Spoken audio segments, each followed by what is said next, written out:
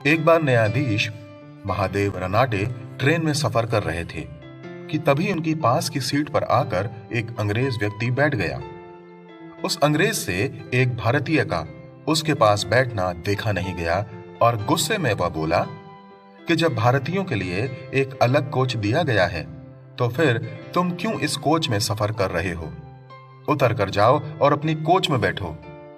रनाडे ने उसकी बात को अनसुना कर दिया और चुपचाप बैठे रहे। उस अंग्रेज को और गुस्सा आया और उसने रनाडे का सामान उठाकर कोच के बाहर फेंक दिया। रनाडे चुपचाप उठे और प्लेटफॉर्म पर से अपने सामान को उठाने लगे। उनको देखकर आसपास के लोग दौड़कर आए और उनका सामान उठाने लगे और उनसे पूछा, ऑनर, क्या आपको इसी स्टेशन पर उतरना है? रनाडे ने जवाब दिया, नहीं, मैं यहीं से चढ़कर जा रहा हूं। यह सुनकर लोगों ने पूछा, आपका सीट नंबर कौन सा है?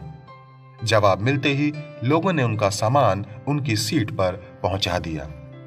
लोगों द्वारा रनाडे को मिले इतना सम्मान और आदर को देखकर उस अंग्रेज ने एक दूसरे व्यक्ति से पूछा कि यह कौन है? उस व्यक्ति ने कहा कि यह न्यायाधीश है।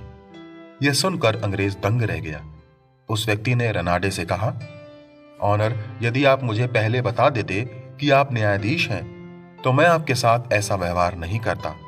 मुझे क्षमा कर दें। रनाडे ने कहा, भाई, तुमने मेरे पद को सम्मान दिया है, ना कि एक मनुष्य को। जब तक मैं न्यायालय में हूं तब तक ही एक न्यायाधीश हूं, नहीं तो मैं एक साधारण व्यक्ति हूं। आपको भारतीयों को बेइज्जत करके खुशी मिलती है तो कर लीजिए, मैं भी एक भारतीय हूं। यह सुनकर अंग्रेज ने अपना सर झुका लिया। दोस्तों, बाइबल एक दूसरे को आदर और सम्मान देने के बारे में कहती है। परस्पर आदर करने में एक दूसरे से बढ़ चलो।